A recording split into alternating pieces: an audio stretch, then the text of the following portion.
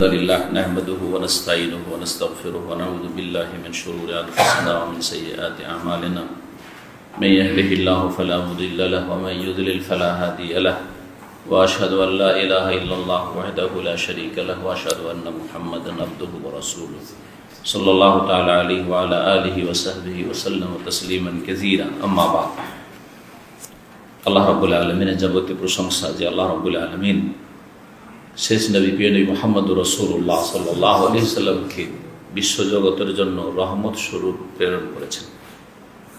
তার নবুয়ত প্রাপ্তি বা রিসালাতের পূর্বেও তিনি মহান চরিত্রের অধিকারী ছিলেন।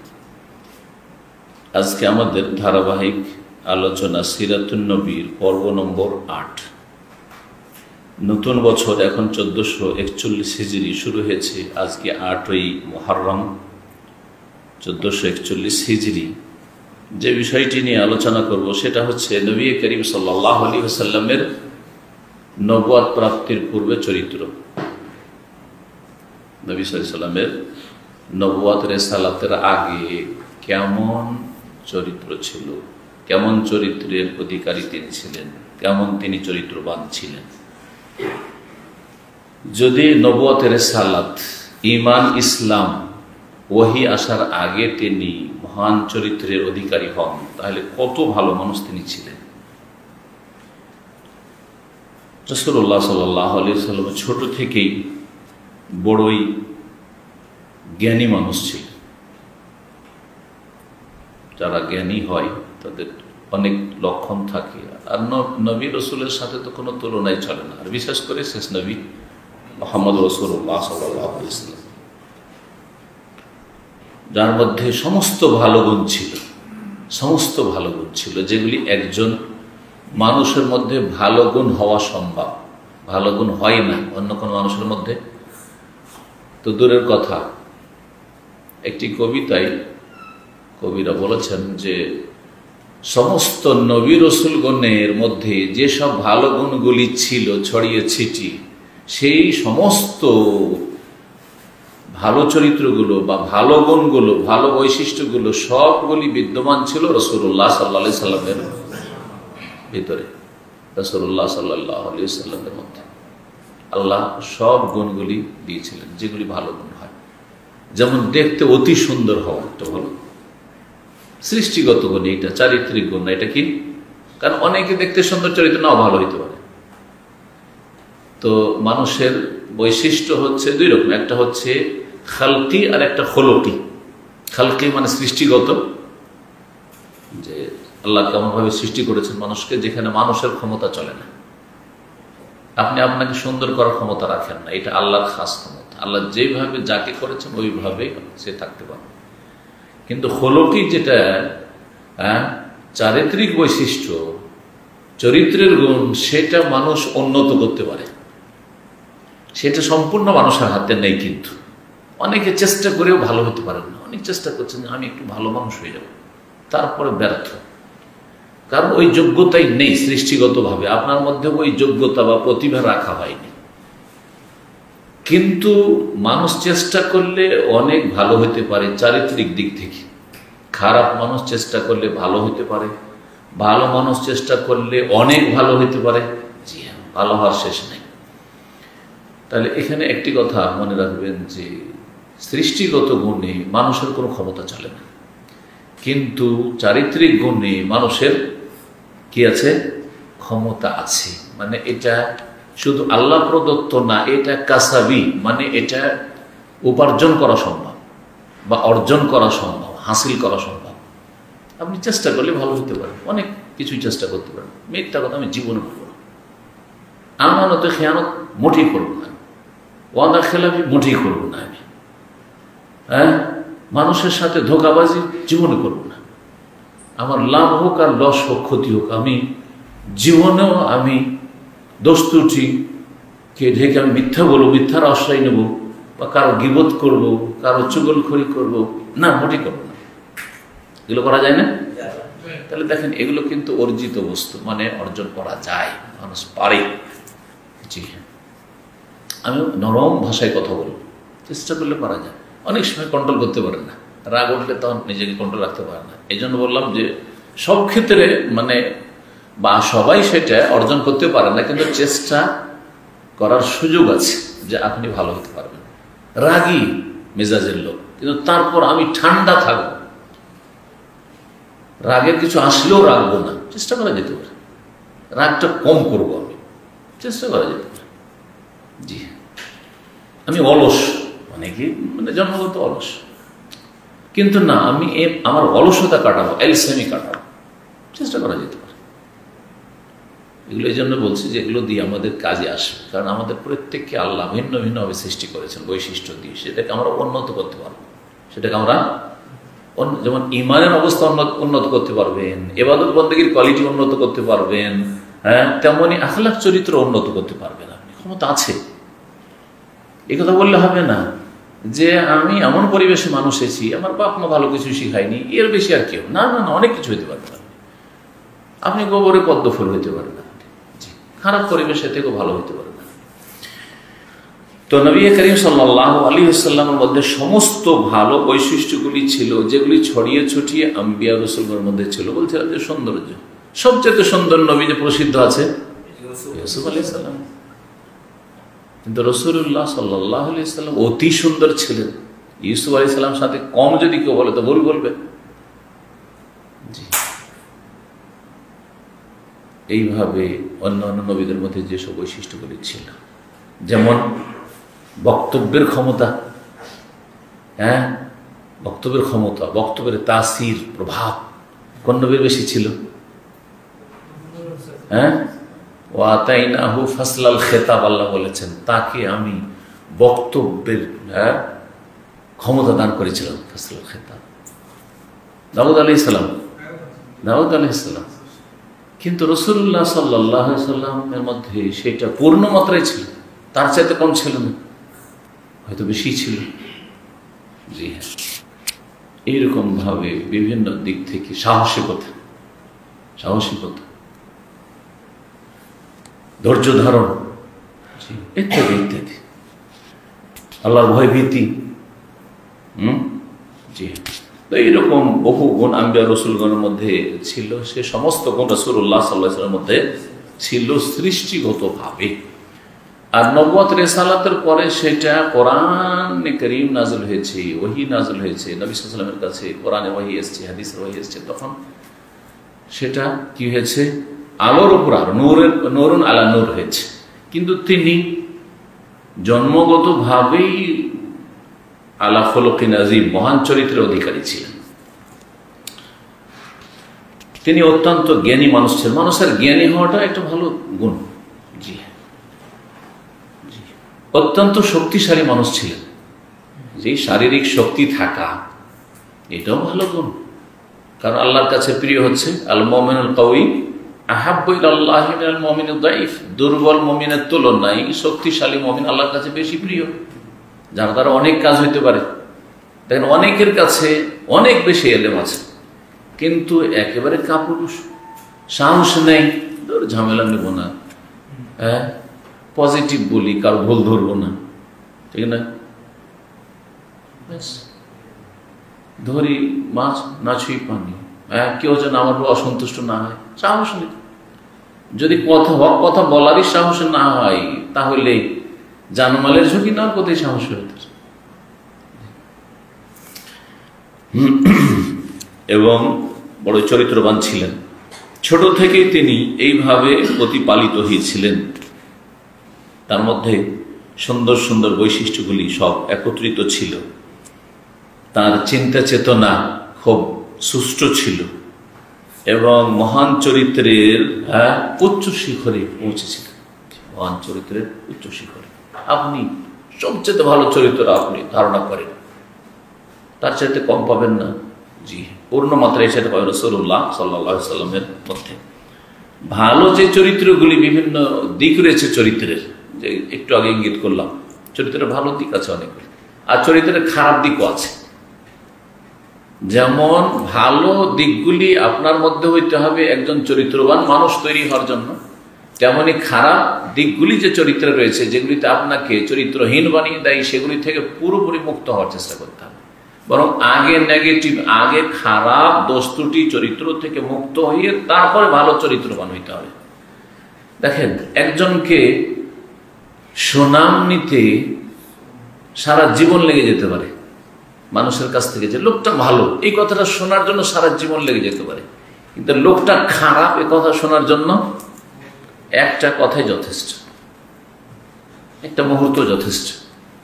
এ একটা খারাপ দোষের জন্য সারা জীবনের ভালো গুণগুলি সব চলে গেল। এই জন্য খারাপ দোষগুলি যেন না থাকে। এগুলো হচ্ছে ময়লা আবর্জনা, পেশাব পায়খানার মতো, না পাকি আগে দূর করতে হবে আর আতর সুগন্ধি পরে লাগাইতে হবে। ভালো চরিত্রগুলি হচ্ছে আতর সুগন্ধির মতো, আর খারাপ চরিত্রের দিকগুলি হচ্ছে না পাকি পেশাব পায়খানার মতো।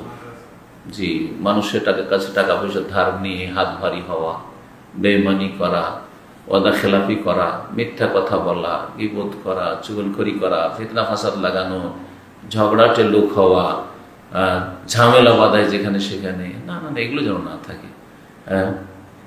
তো যতগুলি খারাপ চরিত্র আছে সেগুলিতে মুক্ত হইত। রাসূলুল্লাহ সাল্লাল্লাহু আলাইহি ওয়াসাল্লাম আমাদের সমস্ত ভালো চরিত্র ছিল, সুতরাং তিনি সত্যবাদী ছিলেন, সততা, ভালো চরিত্র, বড় আমানতদার, বিশ্বস্ত, সবাই বিশ্বাস করতো তাকে, কাফেররা, এবং বড় ভদ্র। ভদ্রতা একটা বড় জিনিস, ভদ্রতা বড় জিনিস। জি, অনেকে আছেন অনেক ভালো গুণ আছে কিন্তু ভদ্র না, অভদ্র মানুষ। ভদ্রতার একটা উদাহরণ, রাস্তাতে আপনি একটা বাকালা থেকে একটা লাবান বা একটা আপনি 7 আপ কিনলেন, একটা জুস কিনলেন, আর তারপরে রাস্তা দিয়ে খেতে খেতে চললেন। দাঁড়িয়ে পান করা অপছন্দনীয় হলো, জায়েজ আছে, কিন্তু এটা কি ভদ্রতা হইল? ভদ্রতা না, তাই না? বরং অনেক সময় অনেকগুলি হোটেল আছে যেখানে আমাদের মতো লোকের বসা, অভদ্রতা সেটি, সেসব পরিবেশে। সেখানে হয়তো মহিলারা আছে অথবা বিভিন্ন শ্রেণী মানুষরা আসছে, আর সেটা যেমন এক ভাই লিখেছে যে সত্যি আজকালকার বাংলাদেশি এই বুফিয়াগুলো আর এই যে হোটেলগুলো আর চায়ের দোকানগুলি কিসে পরিণত হয়েছে? হ্যাঁ, তাদের সংসদ ভবনে পরিণত হয়েছে। সেখানেই তারা বড় রাজনীতি করছে, বসে বসে চায়ের দোকানে বসে বসে এক কাপ করে চা খাচ্ছে আর বড় বড় রাজনীতি ঝাড়ছে। ওইসব জায়গায় আমাদের মতো লোকের বসা অবদ্ধ। খালি মাথায় চলা জায়েজ আছে, কিন্তু একজন আলেমের খালি মাথায় টুপি না দিয়ে এক শ্রেণীর লোকেরা এরকম আছে কট্টরপন্থী, নাকি টুপি সুন্নাত না সেজন্য টুপি পরবে না, না, একটা আলেমের জন্য শোভা পায় না। সুন্নাত না হলেও এটা হচ্ছে ইসলামিক পোশাক। সুতরাং আপনার ভদ্রতা হচ্ছে আপনার টুপিতে থাকা। জি হ্যাঁ, ভদ্রতা হচ্ছে যে আপনি খালি গায়ে থাকবেন না। অনেকে ঘরের মধ্যে সাথী বন্ধু খালি গায়ে থাকছেন, না না না থাকবেন না। মসজিদে চলে আসছেন লুঙ্গি পরে, না, কারণ এখানে সৌদি আরবে লুঙ্গিটাকে ও রাতের পোশাক মনে করা হয়, ঘুমের পোশাক, লেবাসুন্নাহ মনে করা হয়। আপনি ওইটা পরে আপনার অফিসে যেতে পারবেন না। যাই হোক, ভদ্রতার কথা বলছিলাম। অনেকে ভদ্রতা বুঝে না, সেই জন্য বললাম যে ভদ্রতাও একটা বড় জিনিস। ভদ্রতা, কথার ক্ষেত্রে ভদ্রতা আছে। অনেক সময় অনেক কিছুকে উপেক্ষা করা, অনেক কিছু উপেক্ষা করা, বাহাদুরি, বীরত্ব। রাসূলুল্লাহ সাল্লাল্লাহু আলাইহি সাল্লামের মধ্যে এত বীরত্ব ছিল যে সমস্ত সাহাবীরা ভয় পাচ্ছেন, তিনি একাই বেরিয়ে চলে যাচ্ছে। একবার হঠাৎ করে গুজব উঠেছে মদিনায় যে মদিনায় আজকে রাতে হামলা করবে কাফেররা, শত্রু দল কাছে চলে এসছে মদিনার। কে যাবে কেউ বলছে না যে আমি একটু ঘুরে খোঁজ খবর নিয়ে আসি, মদিনার চারিদিকে একটা রাম করে আসি বা দৌড় দিয়ে আসি, না। রাসূলুল্লাহ সাল্লাল্লাহু আলাইহি ওয়াসাল্লাম কাউকে না বলি একাই ছুটেছেন মদিনার চারিদিকে ঘুরে। তখনকার মদিনা কিন্তু বর্তমান মসজিদে নববীর সমান ছিল, এত বড় বিশাল মদিনা ছিল না। আর ওই ইহুদিদের এলাকাগুলো একটু দূরে, ওই মসজিদ কুবার দিকে ধরেন।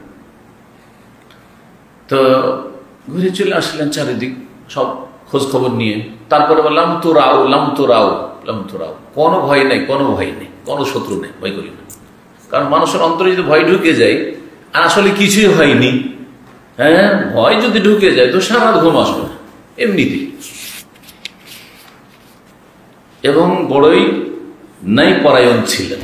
জি, ন্যায় পরায়ণ হওয়া, যদিও আপনার বিরুদ্ধে হোক না কেন, আপনার বাপ মায়ের বিরুদ্ধে হোক না কেন, নাই সঙ্গত কথা বলবে না। ওয়ালাউ আলা আনফুসিহিম আল্লাহ করা হচ্ছে, তোমার বিরুদ্ধে হইল কি আছে এমন আজকে?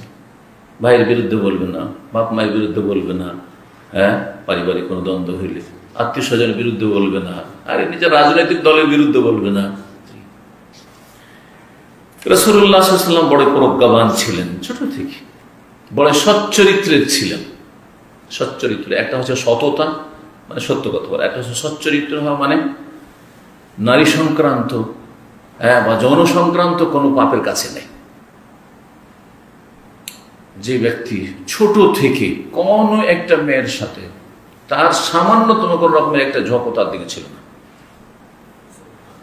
হ্যাঁ, কোনো অবৈধ সম্পর্ক ব্যভিচার পর্যন্ত নাই, দেখে এমনি একটু আসক্তি, হ্যাঁ, সে তাকে চাইতো, তাকে কেউ চাইতো, আর সে ওইদিকে চোখ দিত, এইরকমও না। এ হচ্ছে আফিফ, সচ্চরিত্রের মানুষ।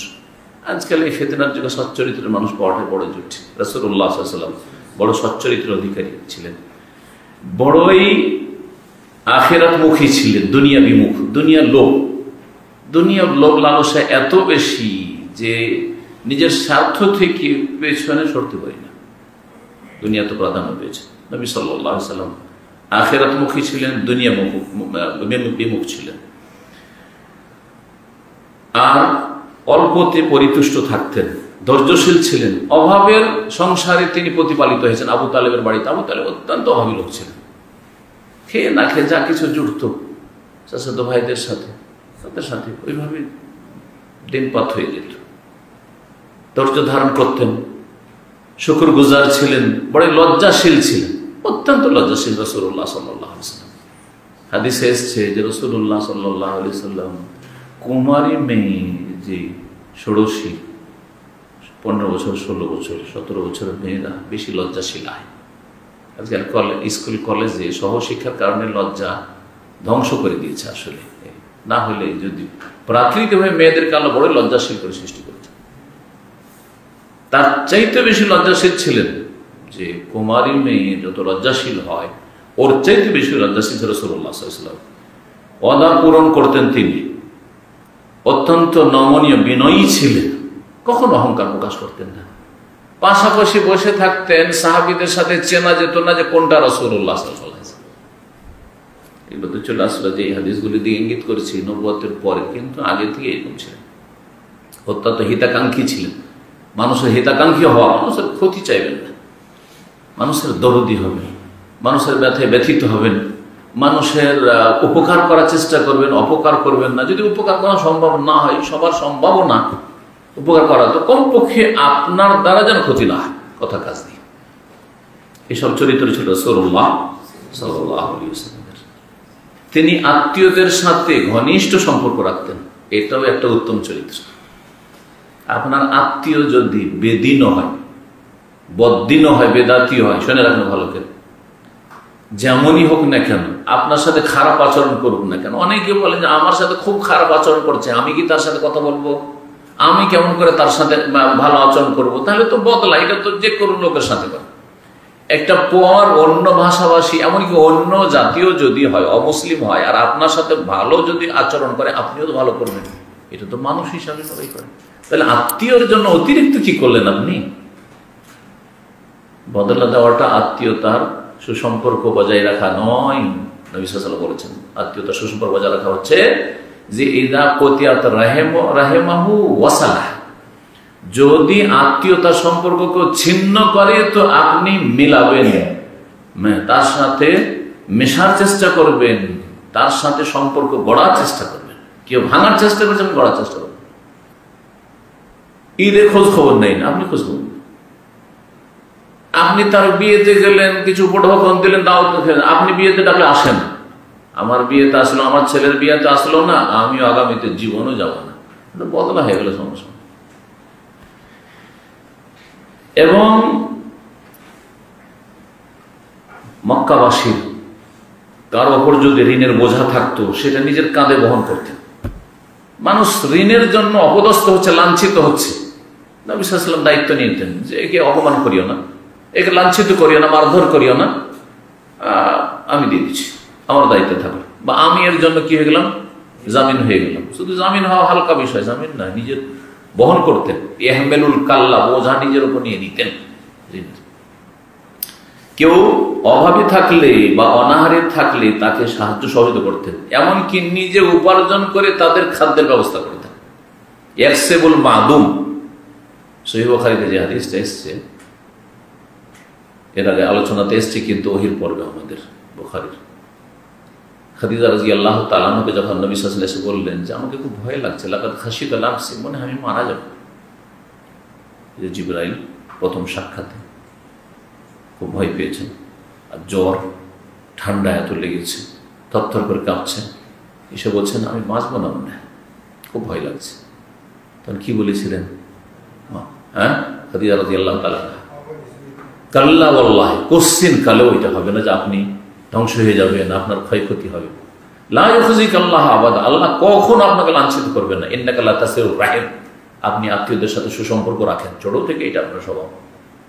জি। ওয়া তাহমিলুল কাল্লা, আপনি মানুষের বোঝা বহন করেন, ঋণের বোঝা বহন করেন। ওয়া তাকসিবুল মাদুম, যারা সর্বহারা নিঃস্ব তাদের জন্য আপনি আয় উপার্জন করেন, নিজে আয় উপার্জন করেন, নিজের পরিবারকে না দিয়ে তাদের জন্য না জমিয়ে, যার ঘরে খাবার নাই তার ঘরে খাবার পৌঁছাইতেন। আল্লাহু আকবার, কি আছে মনে? মাসে 100 টাকা করে দিতে বললে বেরোবেন না। আমি অনেক ভাইকে পরামর্শ দিয়েছি যে কিছু নেকির কাজ বাড়ান, যারা খুব কাছের আমি বলি যে নেকির কাজ বাড়ান। তার মধ্যে একটা হচ্ছে যে আপনি একসাথে যদি আপনাকে 500 রিয়াল বা 1000 রিয়াল চাইতো অনেক কষ্ট লাগবে, কারণ আমাদের ইমান ওইরকম মজবুত না। কিন্তু যদি আমি প্রতিদিন মনে করি যে আমি 3 টাকা করে, 3 রিয়াল করে বা 4 রিয়াল করে কিনা, কিছুই লাগবে না, তাহলে মাসে আমার 100 রিয়াল হয়ে যায়, তাই না? প্রতি মাসে বেতন পেলাম, 100 রিয়াল আলাদা রেখে দেব। আমার যদি 100 রিয়াল বেতন কমও হইতো তবুও আমার কিন্তু সংসার চলত, কোনো হইতো, মনের ব্যাপার শুধু। এই 100 করে রাখাতে গোটা বছরে কত হইল? 1200 রিয়াল। এই 1200 রিয়াল যদি বাংলাদেশে নিয়ে যান তো কত টাকা হয়ে যাবে? 25-26 হাজার টাকা। 25-26 হাজার টাকা যদি আপনি গ্রামের গরিবদেরকে দেন তো সব খুশি হয়ে যাবে। কত যে দোয়া দিবে, এত ভালো মানুষ। জি সুবহানাল্লাহ। অথচ আপনার গায়ে লাগলো না, কোনো কষ্ট হলো না, এই পয়সাটা দিতাম না, তার প্রতি মাসে মাসে দিচ্ছে। এরকম কোরআন একসাথে আপনি কোরআন পড়েন, বেশি পারবেন না, কিন্তু প্রতিদিন আমি 5 পেজ 10 পেজ করে হইল পড়ব। সকালবেলা একটু পড়লাম, জোহর আসর একটু পড়ে নিলাম, মাগরিব একটু পড়ে নিলাম, ঘুমাবার আগে একটু পড়ে নিলাম। দেখবেন যে খুব সহজে এক পারা বেশি বলছেন, 1 পারা 1 জুজ ডেইলি খতম করাটা কোনো ব্যাপার না। দেখবেন মাস শেষ হওয়ার আগে আগে আপনার কি হয়ে গেছে? কোরআন খতম হয়ে গেছে। এগুলো হচ্ছে নেকি বাড়ানোর উপায়। মানুষ এইভাবে জীবনে উন্নতি করতে পারে। ইয়াকসিবুল মাদুম, জি, ওয়া ইয়াকরিজ যায়ফ। এবং রাসূলুল্লাহ সাল্লাল্লাহু আলাইহি ওয়াসাল্লাম অতিথির আপ্যায়ন করতেন। অতিথি মানে পরিচিত মানুষ না, অপরিচিত আননোন মানুষ, চেনেন না, এসছেন, অজানা ব্যক্তি, আগন্তুক ব্যক্তি, ওকে খেতে দিতে হবে, থাকার জায়গা দিস। এবং এবং যে কোনো ন্যায়সঙ্গত বিষয়ে যদি কেউ সাহায্য চায় বা সাহায্যের প্রয়োজনে আপনি সাহায্য দাঁড়িয়েছেন, সাহায্য করেছেন। একটা লোককে মারছে, একটা লোকের জুলম অত্যাচার হচ্ছে, তাড়াতাড়ি গিয়ে সেখানে হাজির হয়েছেন জুলমের অবসান ঘটাবার জন্য। এগুলি ছিল নবী সাল্লাল্লাহু আলাইহি ওয়াসাল্লামের বাল্য জীবন থেকে চরিত্র। আল্লাহ রাব্বুল আলামিন এমনকি রাসূলুল্লাহ সাল্লাল্লাহু আলাইহি ওয়াসাল্লামের ধর্মীয় ক্ষেত্রে, দ্বীনের ক্ষেত্রেও হেফাজত করেছেন। এতক্ষণ তো আলোচনা চলছিল চারিত্রিক বিষয়গুলি। চারিত্রিক বিষয়ে অনেক অমুসলিম আছে যাদের বেশ কিছু ভালো চরিত্র আছে, আছে না? অনেক অমুসলিম আছে চারিত্রিক ক্ষেত্রে দেখবেন তাদের চরিত্র অনেক মুসলিমের চাইতে ভালো, সব মুসলিমের চাইতে ভালো না। এইটা যারা বলে তারা কিন্তু বিভ্রান্ত, তারা মূর্খ। আজকালকার মুসলিমদের চাইতে কাফেরদের চরিত্র ভালো। ও 2-4টা তাদের লৌকিকতা দেখে আর তাদের কিছু অ্যাক্টিং দেখে আর কিছু বাক্য শুনে, জনকল্যাণমূলক কিছু কাজ দেখে মনে করে যে এদের মধ্যে মানবতা আছে। মানবতা আছে তো এত জুলুম অত্যাচার করা মুসলিমদের উপর।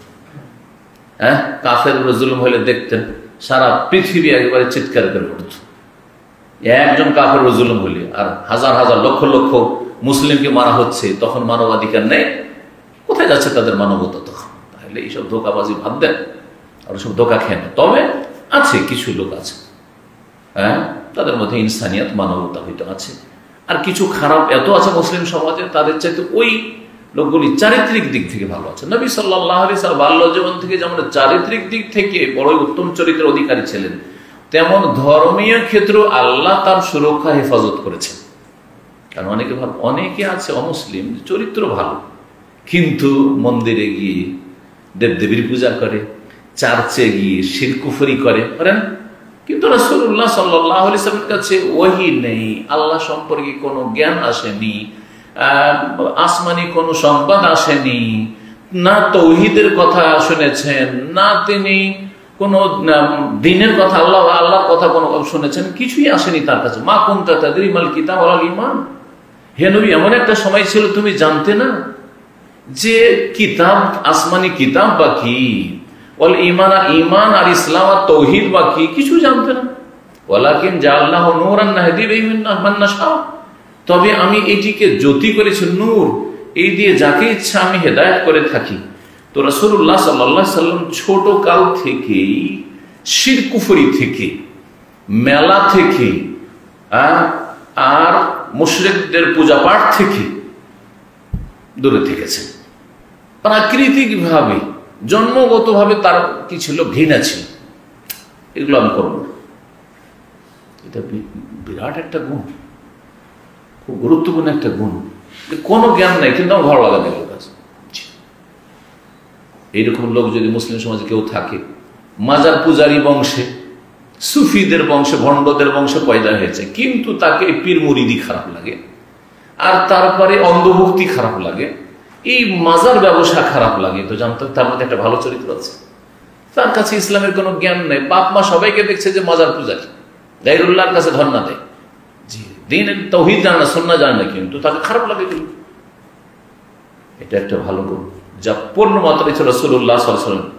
এই জন্য তাকে খুব খারাপ লাগতো কাফেরদের মক্কার সেসব কুসংস্কার এবং দেবদেবীর পূজা এবং শিরকে সেসব মেলা। কখনো তিনি কোনো মেলায় যেতেন না, কখনো কোনো দেবদেবীর সামনে তিনি যেতেন না। এমন কি যেগুলি দেবদেবীর নামে জবাই করা হইতো পশু, সেই পশুর কোনোদিন গোস্ত তিনি খাননি। ওয়ালাম ইয়াকুল মিম্মা যুবিহা আলা নুসব আও উহিল্লা বিহি লিগাইরিল্লাহ, অথবা যেসব পশুকে গায়রুল আল্লাহ ছাড়া অন্য জন্য উৎসর্গ করা হইতো, যেমন হিন্দুরা ষাঁড় উৎসর্গ করে মায়ের নামে, কবর পূজারী মুসলিম সমাজের তারা খাসি বা মোরগ উৎসর্গ করে কিসের জন্য, অমুক বাবার নামে, অমুক পীরের নামে, মাজারের নামে। এসব বস্তু খেতেন না, কারণ এগুলি হচ্ছে শিরকি পশু, যেগুলি আল্লাহ ছাড়া অন্যের সান্নিধ্যের জন্য সেগুলি উৎসর্গ করা হয়েছে। এমনকি তিনি শিরকি শপথ করতেন না। মক্কার মুশরিকরা লাত উজ্জার শপথ করত, হ্যাঁ, আল্লাহর সাথে কি করতো তারা, আল্লাহও বলতো, আর আল্লাহ, লাতের কসম, উজ্জা দেবীর কসম, এসব করতো। যখন আবু সুফিয়ান, খালিদ বিন ওয়ালিদ উহুদের যুদ্ধে আসলো, তারা কাফেরদের পক্ষ থেকে নেতৃত্ব দিল আর 70 জন মুসলিমকে শহীদ করলো। তারপরে যখন যুদ্ধের ময়দান ছেড়ে যাচ্ছিল, তখন স্লোগান দিয়েছিল কি, ওলো হোবাল, হোবালের জয়, হোবালের জয়, লানাল উজ্জা ওয়ালা উজ্জা লাকা, আমাদের উজ্জা দেবী আছে, তোমাদের উজ্জা দেবী, উজ্জা দেবীর জয়, হোবাল দেবের, হ্যাঁ, দেবতার জয়।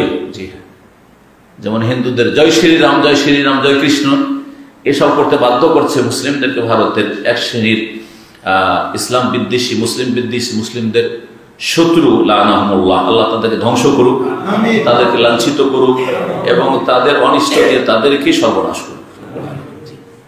নবী সাল্লাল্লাহু আলাইহি ওয়াসাল্লাম কখনো দেবদেবীর শপথ করতেন না, কখনো কোনো দেবদেবীকে স্পর্শ করতে যেতেন না, কাছে যেতেন না। নবী সাল্লাল্লাহু আলাইহি ওয়াসাল্লাম কোনোদিন মদের আসর কাছে যাবেন, মদ খাচ্ছে কোনোদিন বসতে যাবেন, মদ খাওয়া তো বড় কথা, জুয়া খেলছে, জুয়া খেলার আসরে কোনোদিন বসেননি। সারা রাত জেগে খেলাধুলা করছে, আড্ডা দিচ্ছে, কোনো জায়গায় আড্ডা দিচ্ছে যুবকরা, সাথী বন্ধু একই সমবয়সী, তারা, তাদের সাথে কোনোদিন বসতেন না। এই গুণ যদি কারোর মধ্যে থাকে তো ভালো। অনেকে আছেন যে আলহামদুলিল্লাহ ছোট থেকে আপনার ওই গ্রামের খারাপ পোলাপান যারা ছেলে মেয়ে ছিল তাদের সাথে আপনার ওঠা বসা নেই। জি, এটা ভালো গুণ আলহামদুলিল্লাহ। জি, আমি আমার গ্রামের যেটা বাড়ি ছিল প্রায় তো জীবনটা ওই 12 বছর বয়স থেকে মাদ্রাসায়, তারপর মাদ্রাসা থেকে যেতাম 1 সপ্তাহ 2 সপ্তাহ, কখনো ছুটি হতো, রমজান মাসটা 1-1.5 মাস ছুটি হতে যেতাম। তো গোটা গ্রামে একটা অথবা দুটা ছেলেকে একটু ভালো পেতাম, তাদের সাথে কথা বলতাম, আর কারোর সাথে উঠা বসা ছিল না। এটা মনে করি আমার জন্য অনেক ভালো হয়েছে যে আমার মানে খারাপদের সাথে কোনোদিন সম্পর্ক ছিল না। সুতরাং খারাপ কথাগুলি কোনোদিন কানেও আসেনি। যেসব ছেলেরা এখন ফিতনার যুগে এগুলো আরো বেশি বেড়েছে, কিন্তু তখনও কিছু ছিল। হ্যাঁ, ওই মেয়েটা কেমন, তো ওই মেয়েটা কেমন, ওই ইত্যাদি এইসব ছিল, ওগুলো কানেই আসতো না, কারণ ওদের সাথে কোনো সম্পর্ক নেই। গ্রামে গেলে বাড়ি মসজিদ, আর ওই 2-1টা ছেলে মসজিদে আসতো, নামাজ পড়তো, ওইগুলোর সাথে সম্পর্ক কারো সাথে কোনো সম্পর্ক নেই। আলহামদুলিল্লাহ, বুঝছেন তো, এগুলো ভালো গুণ যদি কারোর মধ্যে থাকে, আর এইভাবে যদি ছেলে মেয়েদের তরবিয়ত করতে পারেন খুবই ভালো। আপনার ছেলেরা খারাপ ছেলেদের সাথে চলাফেরা না, ছোট্ট থেকে যদি আপনি খেয়াল রাখতে পারেন তাহলে আপনি চাচ্ছেন। আমি সৌদি আরবে এত ভালো পরিবেশ আমার ছেলেদেরকে মানুষ করি, তারপর আমার ছেলেদেরকে বলি যে মাদ্রাসায় পড়ার সময় সমস্ত ছেলের সাথে রাখতে হবে, ক্লাসে ভালো আর মন্দ, কিন্তু এখানে এসে এই যে মাঠে খেলাধুলা করছে না, বিকেলে কোনো খেলাধুলা নেই। দেশে হেফজখানা যেমন মসজিদে, ওখানে ভালো ছেলেগুলো আছে, আর চলে আসো। কোনো খাস বন্ধু আছে অথচ তার চরিত্র সম্পর্কে আমরা জানি না, না এরকম বন্ধু আমরা চাই। আলহামদুলিল্লাহ, এইরকম যদি ভালো তরবিয়ত করতে পারেন তো এটা খুব ভালো। রাসূলুল্লাহ সাল্লাল্লাহু আলাইহি ওয়াসাল্লাম এইভাবে প্রতিপালিত হয়েছেন। সুবহানাল্লাহ, যাকে আল্লাহ হেফাজত করবেন এইভাবেই কিন্তু সে হেফাজতে থাকবে। আল্লাহ যেন আমাদের হেফাজত করেন যতদিন আমাদের সময় আছে, আয়ু আছে, আর আমাদের আগামী প্রজন্ম ছেলে মেয়েরা তাদের আল্লাহ যেন হেফাজত করেন, তাদেরকে ভালো ইসলামী তরবিয়তের তৌফিক দান করেন। আল্লাহ রাব্বুল আলামিন আমাদের সমস্ত ফিতনা থেকে, দিন দুনিয়ার ফিতনা থেকে, চারিত্রিক ফিতনা থেকে, ধর্মীয় ফিতনা থেকে, সমস্ত ফিতনা থেকে আল্লাহ যেন আমাদের বাঁচিয়ে রাখেন। আল্লাহ আমাদের ঈমানের অবস্থায় রাখেন, ঈমানের অবস্থায় যেন তিনি আমাদের আত্মা গ্রহণ করেন এবং ঈমানের অবস্থায় তার সামনে হাজির হওয়ার তৌফিক দান করেন। আল্লাহ যেন আমাদের সকলকে জান্নাতুল ফিরদাউস দান করেন। সুবহান রাব্বিকা রাব্বিল ইজ্জাতি আম্মা ইয়াসিফুন ওয়া সালামুন আলাল মুরসালিন ওয়া আলহামদুলিল্লাহি রাব্বিল আলামিন।